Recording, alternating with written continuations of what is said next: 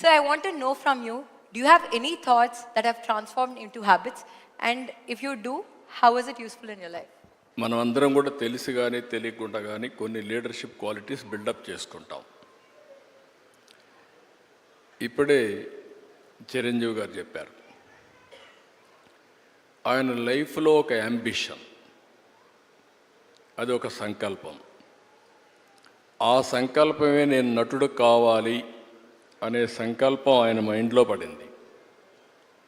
అక్కడి నుంచి ఆయన జీవితంలో ఒక పాజిటివ్ మైండ్ సెట్ డెవలప్ చేసుకున్నాడు. ఎన్ని సవాళ్ళు వచ్చినా ఆయన గోల్ ఈ సెట్, ఆ గోల్ రీచ్ అయ్యే వరకు నిరంతరం పనిచేశాడు. ఒక మాటలో చెప్పాలంటే ఎన్టీ రామారావు గారు ఉన్నంత వరకు ఈయన ఒక స్థాయిలోకి వచ్చారు.